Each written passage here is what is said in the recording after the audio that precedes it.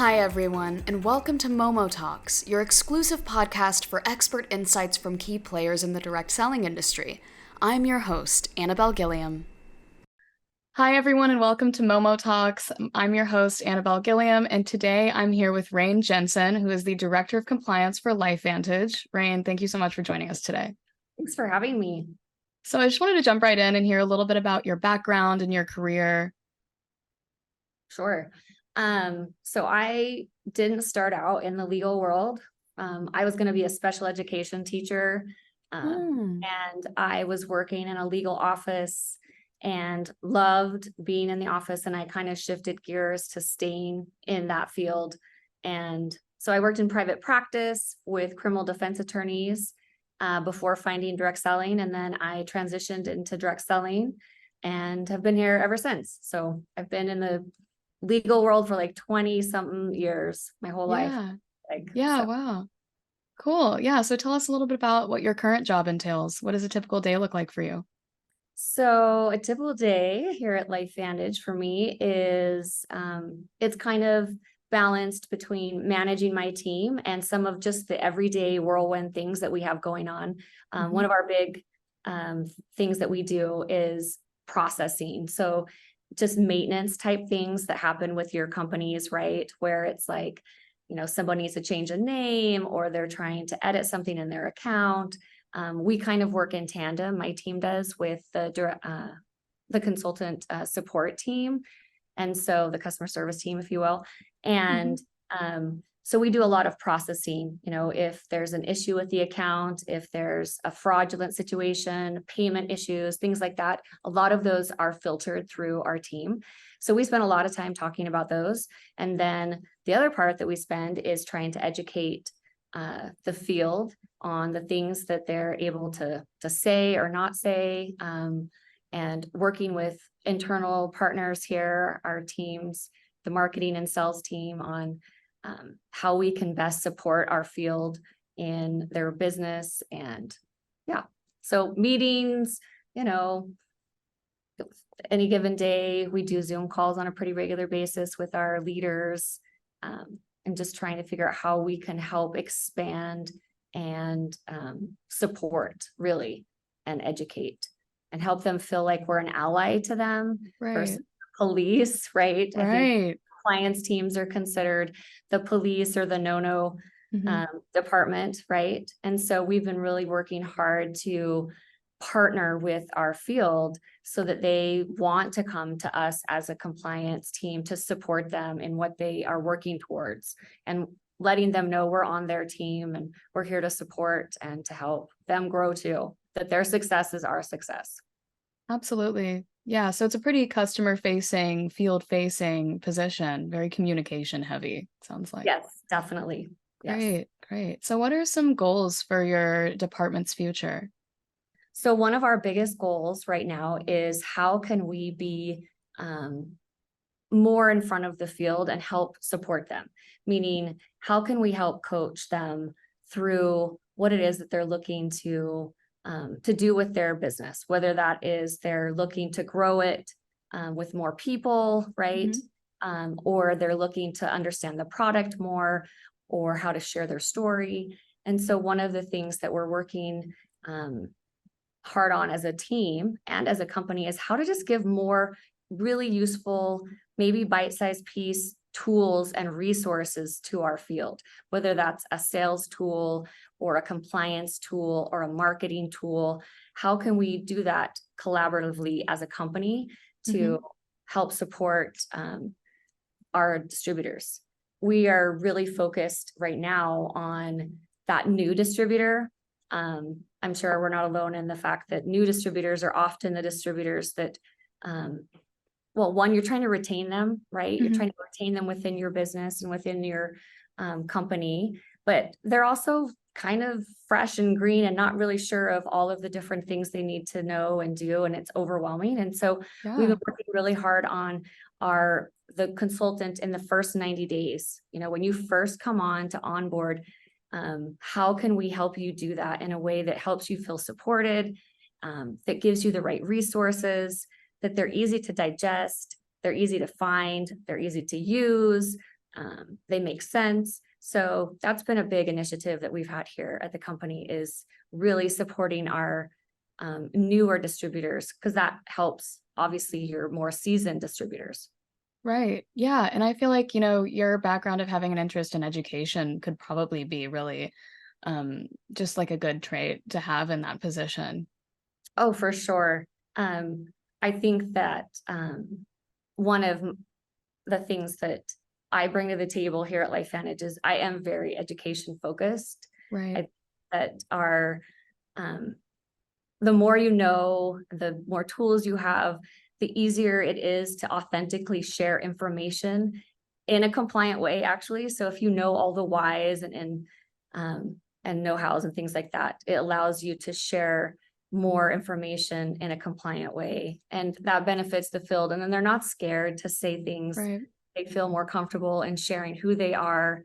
And it allows them to feel confident, right? When you talk to somebody and they feel confident in what they're doing, it adds this layer of, comfort when you're wanting to like invest in whatever it is that they're doing or be a part of it. So. Right. Right. So how would you define success in your role? Success in my role would be, well, one, if everyone could be compliant, that would be success. Not really, actually. Success, I think, is really giving those bite-sized tools and to our field, and for them to feel confident in knowing how to like share the LifeVantage vision and the LifeVantage business or the product with whoever. And so I define success in feeling like they know they can come to our team and feel like we're one of their allies to help them grow that vision, and in a like really confident way, because the more confident they are in what they're doing and saying, the more successful they'll be, and that'll have a ripple effect, right? On the next person and the next person. And so that's one of the big things that we think of as success.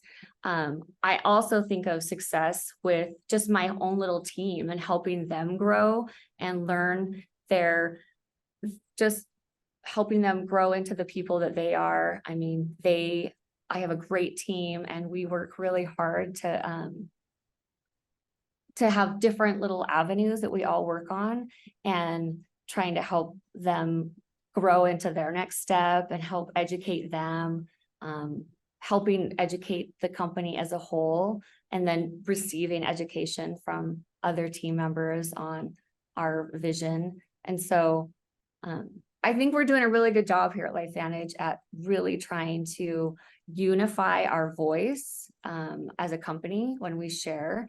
And I think that the field is feeling the partnership that we really are focused on, and wanting to lock arms with them and grow together and evolve together and put in place the right boundaries and buffers, the right education tools and trainings, the right marketing materials and assets for them, compensation, making sure that we feel like the compensation is, on par, and that we're meeting standards, and, and even maybe cutting edge there, right? And trying to like get ahead of the game. So. Right. Yeah. Thank you so much for that. I wanted to shift gears a little bit and talk about the industry as a whole. How do you view the current state of the direct selling industry? I think it is, I think the current state in general is growing. We continue to see direct selling be a channel that consumers are looking to participate in for whatever the reason, right? And so whether you're a purchaser or whether you're someone who is participating on the ambassador side or a consultant or distributor side, we've seen over the last several years the trend showing the growth that has taken place within the direct selling channel, and its value that it has brought to families and to homes. And I don't think that's going to go away. I think the FTC has created some hurdles for us to navigate and to be more thoughtfully aware of as we move forward with our company or with our strategies as a whole or as an industry. I think the direct selling channel has created a lot of opportunity for a lot of different people, and it's a force to be reckoned with. And I love seeing the different companies work together to create change, to support our efforts of wanting the direct selling channel to have the value and support that it deserves, to have the recognition that it deserves. I think that we have a lot of really great companies that are offering a different way to do things. And I think that the generation that's in front of us, I think they see things so much different, and they're looking for different types of avenues that are maybe not what it was when I was growing up, right? The channels that they're looking towards or for are different than the channels that I was looking forward and toward. And so I don't think it's going to go away anytime, ever.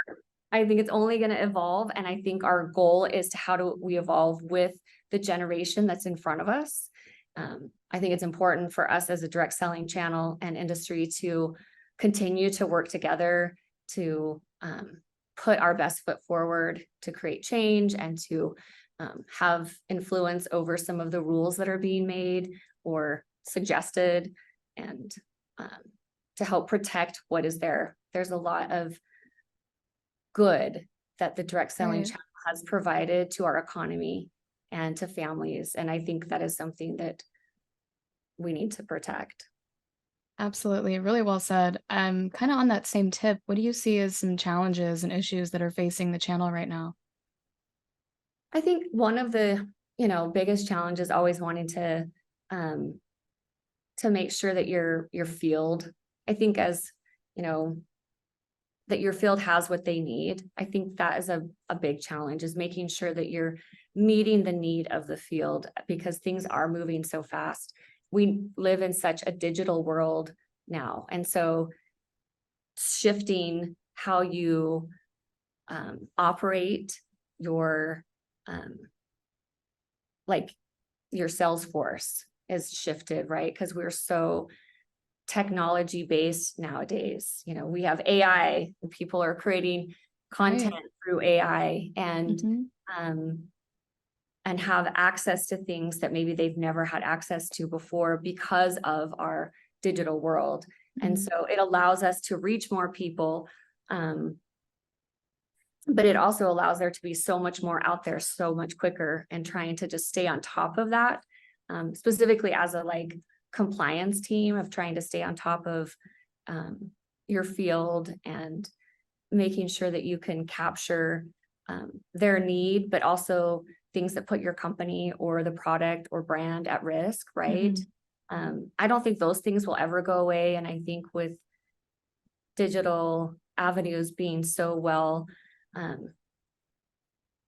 they're just everywhere, right? Everybody seems like has access to it in a way that they never did before. I mean, I think about even my kids, they take their phones to school right now, right? And they're using their digital phones during class to work on projects or things like that and send things out immediately. And so we have this really amazing opportunity in front of us that we can reach so many more people so much quicker. And so I think that is also the challenge. So it's the challenge that so much can get out so fast, but then so much gets out so fast. And so how do you keep up with that? And how do you help put things in your field's hands and in your Salesforce hands to help them be as successful as possible, with knowing that we have like the FTC, making rules and regulations about the way that our industry and this channel is using, the information.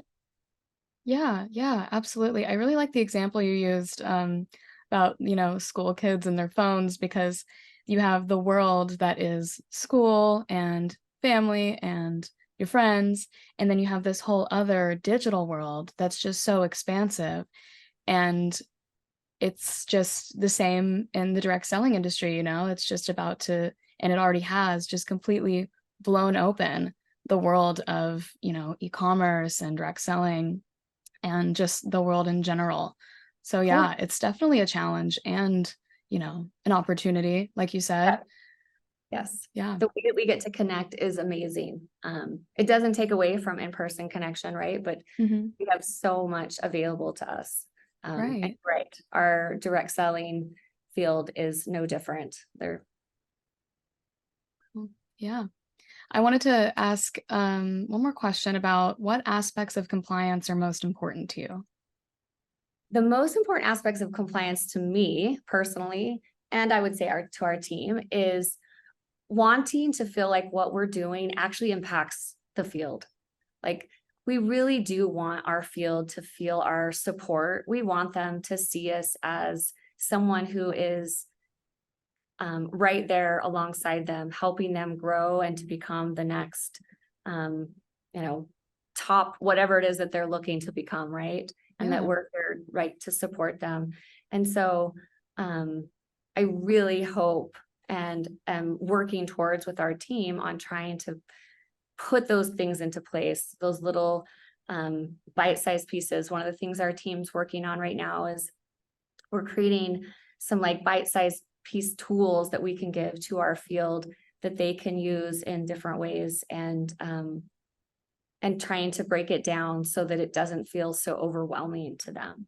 And so our hope is that we will continue to shift the way that that our field sees us, that they'll continue to want to work with us. We'll find more opportunities to work alongside them, partner with them, and grow with them.